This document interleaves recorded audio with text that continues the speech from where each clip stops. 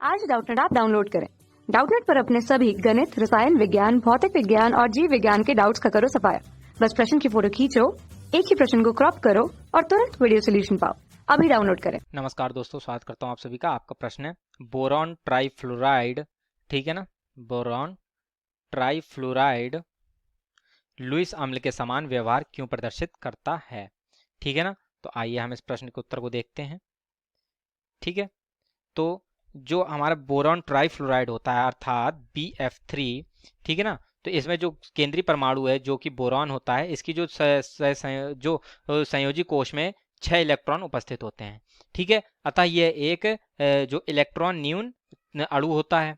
ठीक है, तो अतः ये क्या करता है कि जो हमारा एक इलेक्ट्रॉन युग्म को ग्रहण कर लेता है, जिसके कारण यह एक लुईस अम्ल के भांति व्यवहार प्रदर्शित करता है।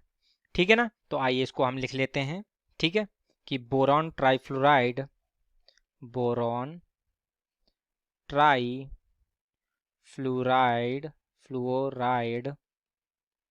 ठीक है, बोरॉन ट्राइफ्लोराइड अर्थात BF3 अणु में, ठीक है, अणु में फ्लोरीन परमाणुओं के इलेक्ट्रॉनों से साझा करके, फ्लोरीन परमाणुओं, ठीक है, फ्लोरीन परमाणुओं के इलेक्ट्रॉन से साझा करके,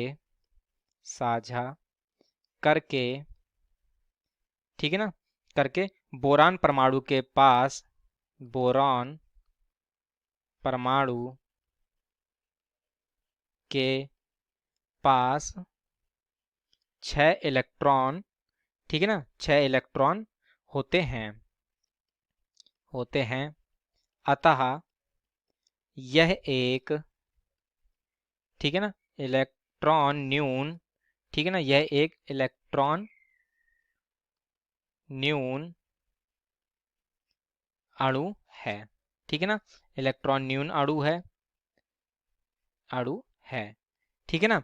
अतः यह एक स्थायी इलेक्ट्रॉनिक विन्यास प्राप्त करने के लिए एक इलेक्ट्रॉन युग्म ग्रहण करके लुईस अम्ल के समान व्यवहार प्रदर्शित करता है। ठीक है, अतः यह स्थायी इलेक्ट्रॉनिक विन्यास, यह स्थायी इलेक्ट्रॉनिक विन्यास प्राप्त करने के लिए,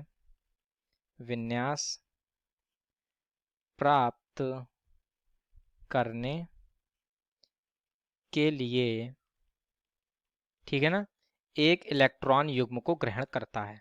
एक इलेक्ट्रॉन युग्म को ग्रहण कर लुईस अम्ल की भांति व्यवहार करता है। ठीक है ना, लुईस अम्ल की भांति, ठीक है ना, व्यवहार करता है। ठीक है ना, तो इस प्रकार से ये हमारा लुईस अम्ल की भांति क्यों व्यवहार करता है ये हमने जान लिया। ठीक है, तो जैसा कि उदाहरण के लिए यदि हम देखें, जो बोरान ट्राइफ्लोराइड है ये सरलता पूर्वक हमारे अमोनिया के साथ से एकाकी इलेक्ट्रॉन को युग्म होता है उसको ग्रहण कर लेता है और BF3.NH3 का एक उपसंयोजक यौगिक बनाता है। ठीक है ना, तो इसको हम एक उदाहरण के द्वारा देख लेते हैं। ठीक है, तो जैसा कि हमने अभी कहा था कि जो ये हमारा BF3 है, ठीक है ना, ये हमारा अमोनिया से अभिक्रिया करता है। ठीक है ना, तो इसकी जो BF3 है इसकी संरचना हम पहले बना के रूप में इस समीकरण को लिख लेते हैं। ठीक है, तो BF3 है, तो ये इसमें इस प्रकार से हम देखते हैं कि जो बोरॉन है इसके चारों ओर कितने इलेक्ट्रॉन है, ये 2 2 4 2 6, ठीक है ना, तो इस प्रकार से 6 इलेक्ट्रॉन है। अतः ये इलेक्ट्रॉन न्यून यौगिक हो गया। ठीक, तो जब हमने इसकी अमोनिया से अभिक्रिया कराई अर्थात अमोनिया के पास एक इलेक्ट्रॉन युग्म उपस्थित होता है, ठीक है ना, तथा ये 3 हाइड्रोजन के साथ अभिक्रिया करता है। ठीक, तो जो ये इलेक्ट्रॉन युग्म है ये यहाँ पर जो लुईस अम्ल है ये BF3 हमारा, ठीक है ना, इस ये इलेक्ट्रॉन युग्म को ग्रहण कर लेता है। ठीक है, और ये हमारा है, ये लुईस क्षार होती है अमोनिया, क्योंकि ये हमारा जो है इलेक्ट्रॉन युग्म को देता है।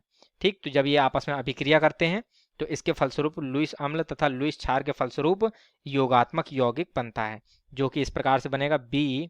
ठीक है, और ये इलेक्ट्रॉन युग्म को प्रदर्शित करता है कि बोरॉन ने इलेक्ट्रॉन युग्म ग्रहण किया है नाइट्रोजन से, और ये सभी हमारे सहसंयोजक बंध के द्वारा यहाँ पर जुड़े हैं। ठीक है, यहाँ पर ये हमारे F फ्लोरीन जुड़े हैं सभी से। ठीक है, तो इस प्रकार से ये हमारा जो है योगात्मक यौगिक बनता है। ठीक है, योगात्मक यौगिक का निर्माण होता है। ठीक है ना, तो इस अभिक्रिया के द्वारा जो हमारा ये प्रश्न था वह पूरा ही समझ में आ जाता है और हमारे प्रश्न का उत्तर पूर्ण हो जाता है। ठीक है ना, तो आशा करता हूँ आप सभी को उत्तर समझ में आया होगा। धन्यवाद। कक्षा 6 से 12वीं से लेकर नीट, IIT, JEE वो एडवांस के लेवल तक 1 करोड़ से ज्यादा छात्रों का भरोसा। आज ही डाउनलोड करें डाउटनेट ऐप या व्हाट्सएप करें अपने सारे डाउट्स 8400 400 400 पर।